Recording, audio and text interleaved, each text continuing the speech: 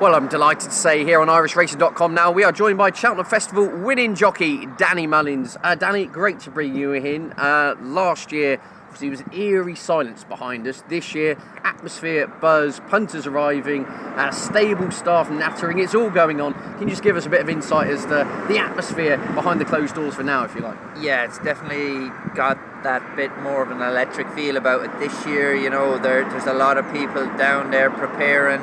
A lot of crowds starting to build, and yeah, it looks like it's going to be a fantastic week ahead. Indeed, and in terms of actually within the kind of nitty-gritty of the stable staff, do you start to feel a bit of extra tension on the Tuesday morning? You know, does everything just go up a bit of a ramp up a notch?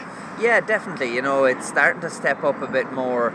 You'll see even in the yard, you know, people are getting a bit closer to race day. This is what it's all about. The season revolves around this. Yeah, it's like getting a bit tetchy, I think it's fair to say, but in an exciting way. Obviously, with the amount of big horses, especially in like the Willie Mullins yard, for example, a lot of natural pressure comes from them, doesn't it? So a lot of big expectations.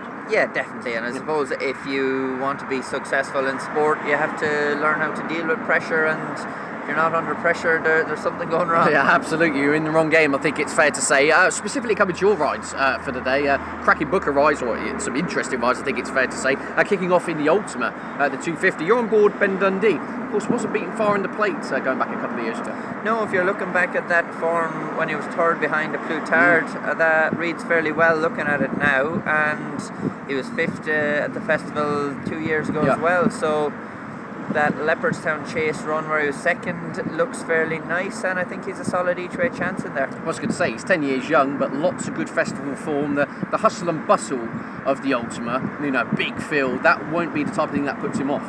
No, definitely not. Like you see, last time in Leopardstown he was handy down the inner. You know, he's well used to rough racing, and I think the old course will suit him quite well. He's a good fast jumper, where the new course is a little bit more of a stamina test, or the speed test of the old course should suit him. So with that in mind, be more likely to ride him forward to put his jump into good use? I'd imagine he'll be away in the front line and see how the pace of the race folds from there. Yeah, great stuff on that one, Danny. Moving on to the 410, of course. Heaven help us. Fond memories of that mare. How do you see her chances this time around? Obviously the Coral Cup last year, the Mare's Hurdle this time. Yeah, you know, Heaven help us has a great record in Cheltenham. I won a maiden hurdle on her here. She won the Coral Cup last year, and I think it's a very competitive mare's race. Tell Me Something Girl, Stormy Ireland, there's plenty more in there with good chances as well. But the fact that Heaven Help Us loves Cheltenham, that's a big feather in her cap, and I think she'll be bang there in the mix. I was going to say, she's faced in almost some impossible tasks this season on official figures and everything. In a way, obviously it sounds daft, the fact she is running in a Grade 1, but this does look slightly easier on paper than banging her head against the wall against the likes of Honeysuckle and some races at the weights where she's had, in hindsight, very little realistic chance of actually winning. Yes, you know, like even her run in the international hurdle here set her up nicely for the Mayor's race in Leopardstown at Christmas. She was just beaten ahead there, and I was chatting to Paul afterwards, and he said he wanted to come to Cheltenham with the same type of preparation. That's why he said he'd run in the Irish Champion Hurdle, and come back here stepping up to 2.5 again is really where she's at home. Absolutely. I mean, the ground, you've been down the track, it's officially good to soft. Any view on it from yourself? Yeah, it seems beautiful jumping ground, you know. No excuses. Yeah. You couldn't complain. A bit of rain forecast for tomorrow should leave it ideal for the rest of the week. Yeah, I think everyone will be doing well to complain at this stage. Yeah, absolutely. Yeah, if you're complaining about the ground now, it's going to be a long old week, I think it's fair to say. And in the 450, the Boodles. You sat on a relative outside here, the filly Feigh. What can you tell us about her?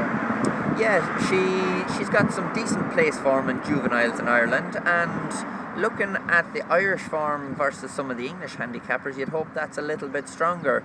And a big bonus for her, she's trained by Willie Mullins. Yeah, that's a bonus, yeah. I've ridden plenty of ones for Willie that are way out in the betting, that have ran big races. I actually sat in Feigh this morning. She seems great, she's travelled well, and while you couldn't say you're going to fancy her to win, but I think, you know, she could run well at the price she is. Well, indeed. I mean, I've noticed she's been held up in small fields so far this season. Totally different dynamic here. I suppose, are you expecting improvement in a big field, the hustle and bustle and the quicker pace? Is that an angle which you think she will improve from? It should do, you know, some of those small fields, there are a little bit of stop-start tactical races in Ireland, where a race like the Boodles, they'll go hell for leather all the way, and I think that'll really suit her. You know, she's a mare that's got plenty of experience as well. Some of those other ones, you know, have only had their 3 runs over hurdles, and she's had a few extra runs, which is definitely a big help coming to Cheltenham. Yeah, indeed. And off a mark of 120, she's off a very lowly mark, isn't she, coming into that? So, yeah, thanks for that, Danny. Some excellent chances there today. Before you go, though, a couple of races which are jumping off the page. One to me, definitely the Supreme Novices at 1:30 to kick things off. What a race this is. Means it's had me jigging around with excitement for months now. Thankfully, it appears all the protagonists and some have all got to the gig. If I could give you the opportunity to sit on any horse in the race, who would you pick and why? If I was going to ride a horse in the race, I'd ride John Bond. I think he's been very good so far this season. He's maybe slightly forgotten about at the moment, but he's very slick jumping. He learned a lot in Haydock the last day, and you know, people made remarks about him getting worked up before races and running keen early.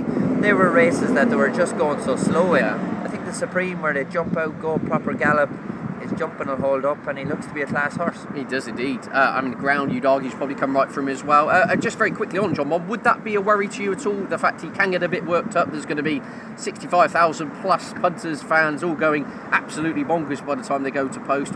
Would that potentially just blow his lid a little bit? I suppose it's something you'd have to keep an eye on, but I think, you know, Aidan Coleman will know him well. He'll get him down to the start nice and chilled, and you know, once they get racing, he'll be fine. They do brilliant. And a final word, champion hurdle, Honeysuckle. Does she maintain her unbeaten streak here today? I think she does. Yeah. I think it's at this stage it'd probably be an act of God that'd stop her. But it's another JP McManus one that I think could be back to something again, is Epitante.